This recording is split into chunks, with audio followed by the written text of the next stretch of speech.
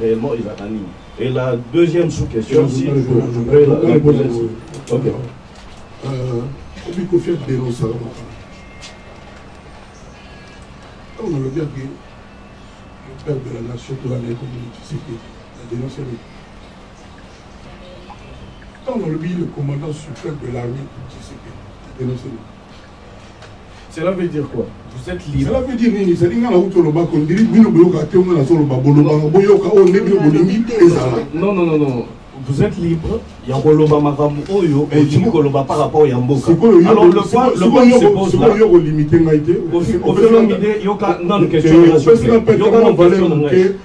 Cette question est importante. Ça bien tenir en ligne à bon côté. Parce que au signer la partie à Bahati Mukwebo, en fait, au lobby aux membre d'honneur, on peut le dire ainsi. Effectivement, chaque langue, c'est donc c'est-à-dire, puis sur un journalisme, ligne éditoriale, donc Bango, Baza pro Fati. C'est ça en fait le problème. Et on va confier l'omidé, la sortie médiatique là. Normalement, il fallait la charte, il y a partie one en fait. Donc c'est-à-dire,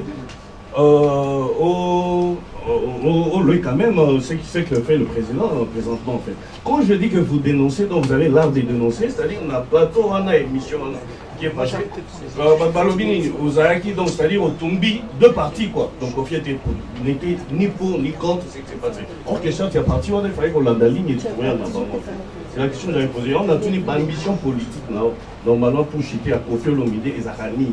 Parce que à chaque fois que vous sortez dans la sortie médiatique, vous dites des choses qui semblent être vraies, mais apparemment, juste par après, ce n'est pas, à mon avis, vraiment assumé. On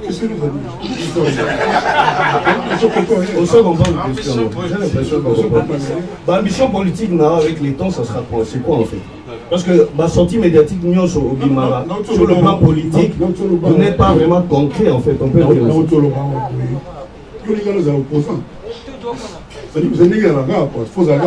mais en tant qu'artiste, vous allez opposant quelque part. C'est ce que je suis en train de dire. Artiste, vous allez opposant parce que vous avez.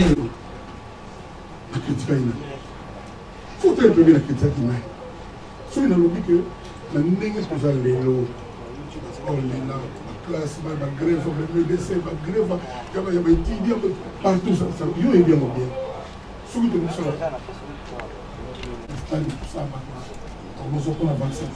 sur l'accès sanitaire au quotidien.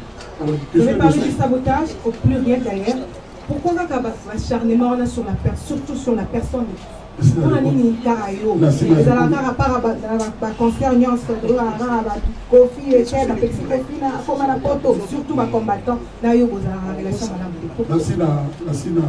en répondant à la question là, on va pas ça sera bien répondu, j'attends moi bien à s'expliquer. Les gens ont encore assez Kofi.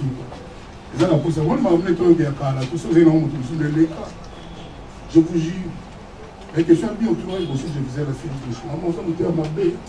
Je me permets là de l'autre pour ça, on a arrivé. Depuis, ils ne sont pas. On va en faire un peu de divin, je me à côté de la visite à la paquet. Tu as libéré la tête, donc vous allez le même avec le temps de bonne fonction de ici, va mettre mon nom, mais il y a un bon pour la lune. Il y a un embouteillage. Donc, mon tour, le baga, machine à voter, pour que surtout à pionnier. Et ça, il y a madame. Il y a solo bani pour dénoncer la mort. Zimoka, il ne va pas mener. Donc il ne faut pas que le bagage manque pour aller libre mon arabe au danger. Donc avant de passer en le bagage, tout ce que non keba même maïna yo boy ti le lobazo lo bana même ne na ya fo mon na bare mago la journée. On a dit que tant que zo fuir en tout tant que zo calomnier tant que zo diffamer tant que zo mentir tu as le droit de parler. Moi je ne mens pas, nous zo calomnier tout. Expliquer bien le nom ndambo zaki moi clarté tant on a le ça satisfait. Ça ne veut pas dire que dans le biais est négatif. Non. Beaucoup se fait. Et dans quelles conditions le satisfait de travailler? Pendant 2 ans, il ne fait que se débattre parce que par la norme, ils ont aussi maté. Mais ça va, mais moi je veux qu'on réussisse vraiment au sentir d'un changement. C'est pour ça que je dis, je ne suis pas pour ça. Non, on est satisfait. Par côté, on dit ma volonté. au yémo pas à battant, dans la lumière. Voilà. Donc le moment que je faisais la film, je ne devais pas faire plus tard. Ah, s'il vous plaît, madame, nous sommes là dans le monde, nous sommes dans le monde déjà. Voilà, question madame. Bonjour, je me présente Zoria Fataki. De Traskitoko. Exactement. Votre boss. Je voulais savoir, est-ce que vous pouvez nous en dire un peu plus sur l'album qui va sortir, Légende? Légende, c'est un double album. On a au moins 10 pochettes. On n'arrive pas à choisir tellement c'est bien. Il y a des featuring incroyables. Ça délie le style actuel. C'est vraiment un album multidirectionnel. Il y a les rumba, chacho, la musique traditionnelle classique. Mais il y a aussi un côté up-to-date, c'est-à-dire ce qui se fait aujourd'hui, ce qui est de mon temps. Moi, je ne peux pas ignorer WhatsApp,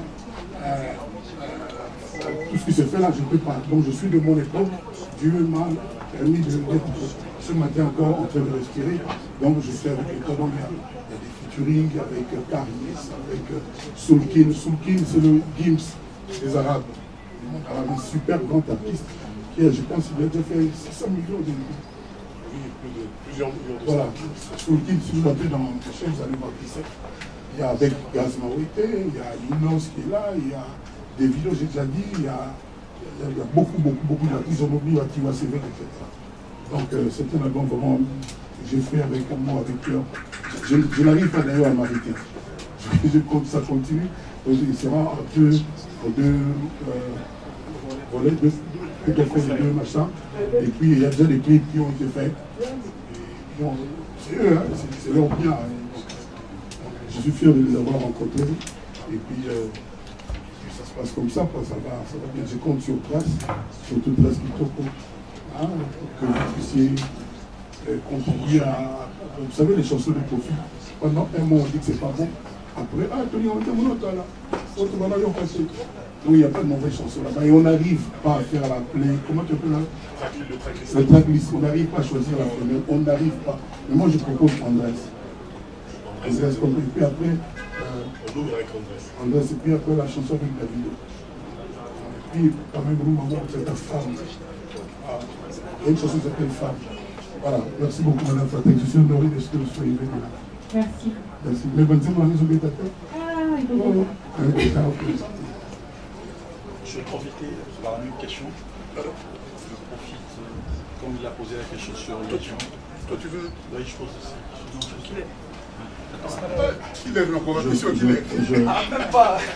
Je profite de la question de Madame Boutras. Est-ce que nous aurons l'album Légende avant le concert ou ça sera après le concert? L'album Légende sortira avant le concert. Moi j'aime les précisions comme ça. Alors, bonjour à tous, bonjour au grand Mopao. Qui est ici? Celui, l'intelligent. Merci beaucoup. Alors, une question. Il y en a les cocktails à Bakali. Alors, tout à l'heure, on va goûter le concert à Paris La Défense. On sent que ça sera un truc de lourd, mais pour ceux-là qui n'auront pas plutôt la chance en fait d'y être, parce que d'être venu apparemment il y a que 2 personnes, qui Sinjora qui sera de la partie,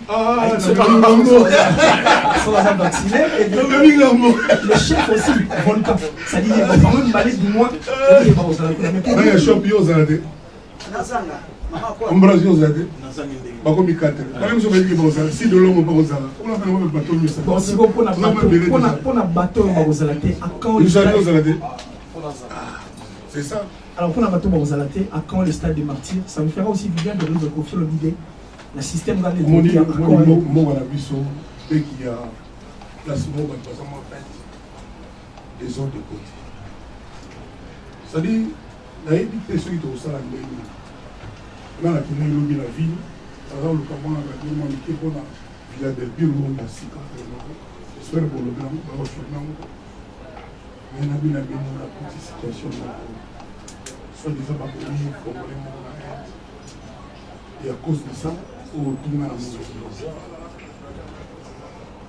Si on a le bus qui commence, si on profite, on a un peu de temps. Mais tout le temps, on a appelé dans le coup, on va tout le monde appelle loin. tout le monde a un pays loin. Non, non, c'est pas les Babomi congolais.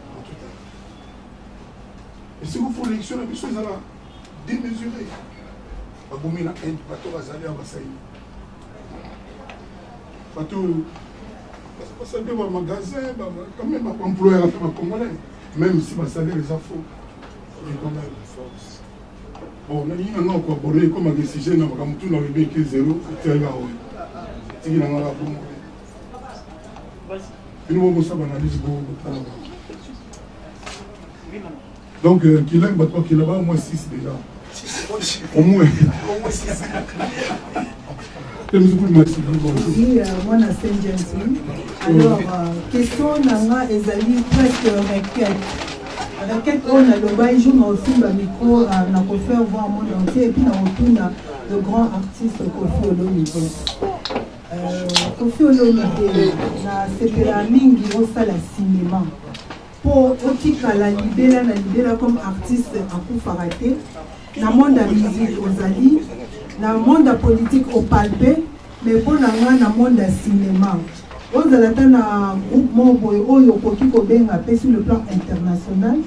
Na Congo na biso ezali ziba acteur au sala cinéma mo oyo tika loko ba film à Lumumba oyo tika pona ba génération à venir oyo ba mona ka Kofi te ba mona Kofi même azar représenter na monde du cinéma en tout cas ils ont souhaité na pona Sapelini ou Steve. Merci.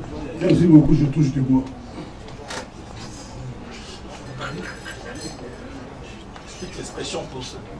Non, touche le bois, explique l'expression. Touche le bois, explique l'expression. Explique l'expression, c'est pas tout le monde qui... Non, moi je ne sous-estime pas là. Je ne sous-estime pas les gens qui sont là. Comment voulez-vous que mon bail n'explique que je touche du bois? Il n'y a pas que moi ici. Non, mais moi je parle de toi. Je te choisis. Parce que moi il y a que moi. On part au bonjour. Bonjour. Oui, c'est Dardi Timba, ma mission de télévision. Ah, bonjour. Il n'y a pas longtemps, vous avez fait l'émission là à Doyoué. Oui. On reconnaîtra qui mon point avancé en quartier latin à Congo et Véron. On a un 90% à Batmassin. On m'a fait Véron dans le concert Wana. Surtout l'équipe et soutenir qui on a mon d'abord, papa, je conseille, là, on a eu un conseil de la Kofi. C'est toute une machine, c'est une vision multiple. La figure, l'anniversaire. Tu peux dire qu'on appelle ça qui est fait voiture. Si le panel jaune, on a fait vite. Non, le nez a fauté. Et ça, c'est dire que ma famille n'a pas tout battu à l'université, non. Non, ça va tout bien, tout bien, les forêts dans ça, bon, les Sénégalais, tout il y a Afrique, les Congolais, ils ont pris pour que ça fait au moins 12 ans. C'est bizarre. Merci mon frère. C'est bizarre. Voilà. Merci, bonjour Kofi Olomide. Ici, bonjour, Afrique et la télévision. Afrique et l'Ingus, c'est cool. Mike Kaka. Moi, bien, Mike. Et là, il a représenté. Voilà, question à les amis. Un concert pour la production, ils ont déjà aidé la niveau Europe, toute la France. Mais ils ont récupéré la CG beaucoup au bon de la mission. Gouverneur a fait la mission de tout l'État parce que dans les consommateurs, vous avez d'abord 5 cas en live. Avec l'église, vous avez un compte, vous avez un bis, un taxi bis, un moto, on a un film, on a un café, il y a beaucoup de consommateurs aussi. Au bon de la mission, les leaders, c'est des professionnels qui sont toujours subir. Quand on ne travaille pas, on fout à misser ma danseuse, ma maître, on fout à un bon mot. On s'en a une fois, 2 fois, 3 fois, on s'en a 12 mois. Et là, on peut souvent nous tout à l'heure, on a un côté dans le Cameroun. Donc, ça m'a dit que quand même, quand même, on va restaurer les apolés. Puis, on va s'en avoir hypocrite, on va demander de vacciner, mais la boutique va s'en aller.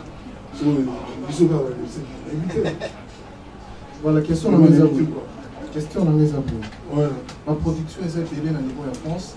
On dirait, concernant les vous en avez beaucoup plus visé que quand on combattant passe à la massacre de tout le monde dans la famille. Et puis, deuxième question. C'est quoi, il d'après eux. C'est normal pour les gens.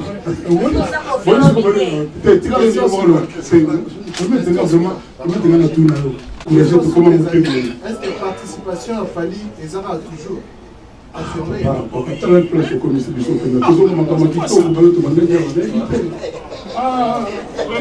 Moi, je suis tourné à conseiller les bébés, mais quand il y a eu des avisés. Pour la banaliste, pour ça, banaliste. Et c'est ça qu'on a peine à bénir. Que Batobeta, il y a Kofika année, peine à bénir. Voilà. On est 22 000 animaux avec elle, et on a tellement moulé. Je me demande, c'est cassé, c'est la bien réponse. Comment on va terminer la conseiller à la Ikaka? On va tout le monde. Merci beaucoup, frère. Mais ça, on a le micro par hier, ça m'a banalisé. Mais ça, je n'en analyse. Pour l'année négative, on a le micro. Comment on a parlé là? Chandra Kalobi. Là, juste une question de curiosité. Il y a des avisés. Parce qu'on a les jeunes, on a les femmes. Donc il y a les jeunes, il ne faut pas viser. Oui, il vérité mieux là. Mais c'est la nouvelle révolution, c'est que tu ah, mais oui. Ok, c'est M. Valentin Kalenga de ARPACD. D'accord. Ok, vous avez demandé ici de dénoncer. Parce qu'il y a une tentative pour déstabiliser le concert. Vous-même, vous avez dit que vous ne dénoncez pas, vous parlez de ce qui se passe. Maintenant, vous avez choisi les camps politiques. Sachant bien que ces camps politiques débattent ses adversaires.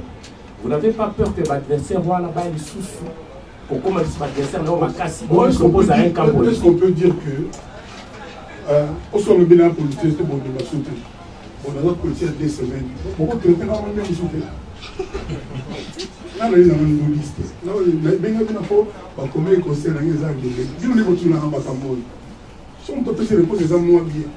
Directement politicien. Je ne sais pas. On a besoin de partir, on a besoin de cuisiner. Alors, on a préparé. On se met pour la salle. À ça, on a un policier. Là, les membres d'honneur. Il y a quand même une différence entre membre actif et membre d'honneur, de prestige. Alors je suis, je le redis, musicien, artiste, musicien. Avec la guitare, membre d'honneur, la base, puis la base. Voilà. Comment je pense que c'est une dernière question. Oh, quand même 2 fois. Il y a une question importante. Aujourd'hui, nous sommes ensemble, c'est la journée internationale de la jeunesse. Oui.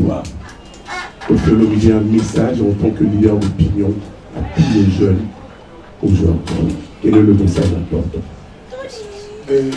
L'avenir appartient à la jeunesse. La jeune maman, l'énergie, ça va pas bon. L'énergie, ça va pas bon. Donc, les jeunes, normalement, ce n'est pas le genre à se laisser abattre, à laisser tomber les bras. Et moi, j'ai confiance, malgré ma difficulté, du moment, la jeune va vous tigater, l'étudiant va vous tigater, il faut que faut bara, toujours à Bunda. Et puis là aussi, il y a la bango, il faut dire Mboka. C'est ça la première. On y, surtout tous ces gens, école Ophélie. Gratuité de l'enseignement. Alors, gratuité de l'enseignement. Gratuité de l'enseignement, c'est magnifique. Et maintenant, qui vont enseigner les enfants? Le professeur, le moniteur va mettre sur ma traité, va m'orienter. Est-ce que ça va bien? C'est ça le problème. Et moi, j'ai confiance en Dieu. On ne peut pas tout régler le même jour. On ne peut pas tout régler le même jour. Moi, j'ai confiance plus que jamais. On m'a demandé la plus de fois, j'ai dit, je ne suis pas pressé. Même les gens m'ont pressé à juger. Et on ne doit pas être là que pour juger. Il faut topper ça, il faut qu'on distille des idées. Comprenez?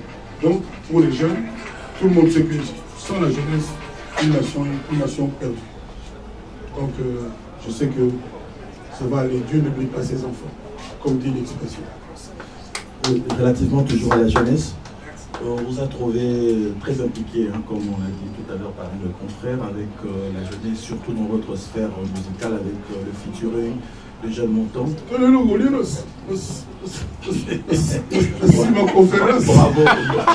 Bravo. On ne sait pas voir qui est le vieux, qui est jeune à travers ce featuring. Vous voulez bien que je finisse, s'il vous plaît? Alors, où est-ce que vous en êtes avec le label Kofi Central? Moi, je suis jeune dans le cœur, comme tu n'as pas l'idée, et dans la tête. Oui, l'énergie perd. Non, c'est la jeunesse. Et puis, il y a aussi la jeune, tout le monde, il y a un bango, il y a à partir, c'est-à-dire, il doit avoir partir de la Kofi centrale. Animateur de la Kofi centrale, à ça, on a côté de là. Un mot qui est bébé Afrique. Kofi centrale, c'est pas seulement à Kinshasa, c'est maintenant partout. Diamond va de qui la Kofi centrale. Montagny n'a pas eu de monde, tout ça, c'est lui. Ouais, je confirme. Non, ils en ont toujours quand même. Tant on s'est dit, moi, on s'est dit, au clip,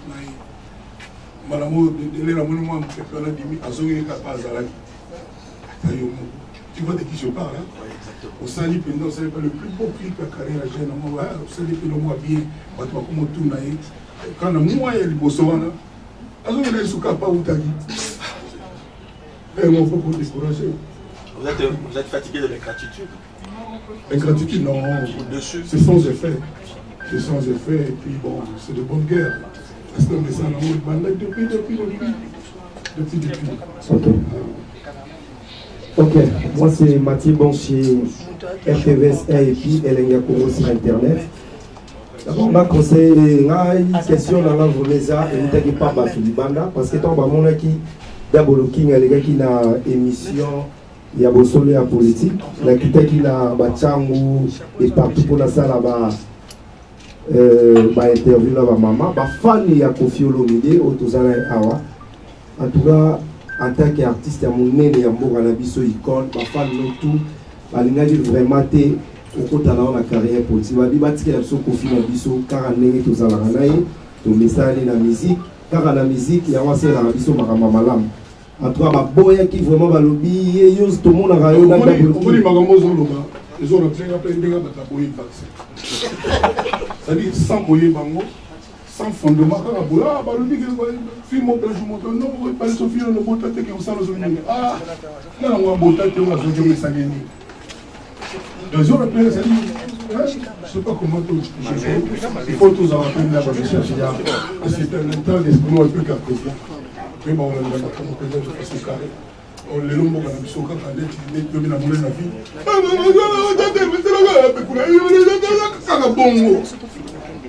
Elle m'a raisonné Mouninga Azali. Alors,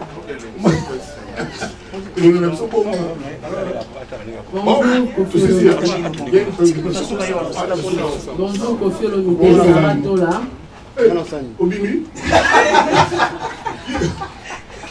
En tout cas, il comme un battu. Il comme un battu. Il comme un ça me s'arrange journaliste. Merci beaucoup, les jeunes. En fait, c'est une question. Ah oui, on a souffert un bon. On a ma vie privée. Merci beaucoup. En fait, question. Et la question là se posera chaque fois dans la Garabandé la média. Et la ligne vraiment naïba, on les a un c'est qu'il y a performance, il y a travail dans les années. Parce que depuis, pour garder succès aux anango, aux des générations en génération, aux Bundana, Inos Bi, aux autres presque partout. Et son total, il bat ta génération, les loyaux, total, ça va, on a Koffi Olomide. Donc, il y a toujours un temps. C'est écrit dans la performance à travail. Bon. Si on a dit que ça, on a dit que on ça s'appelle la musique dans l'ADN. Parce que Béné au monde où le Bénin a Béné dans le monde absolument. Il m'a avancé mais ça a monté monté. Les gens qui m'ont avancé m'a fini on se peut pas parce que Santara qui est une femme. C'est aussi une situation française. Parce que Santara c'est dur. Et où tu appelles quelqu'un qui va pas boire des concerts. Voilà. Comment tu bois des concerts? La majorité moi c'est maman peut-être Olindunda au centre il y a tout un serveur moment. Après la serveur moi et puis moi j'aime les gens. Et à la télé il y a bien non, il y a dans la place publique avant la ministérielle. Il y a qu'à peine la place bien moi, bah bloquer et puis ça la fait moi je me fais pauvre OK.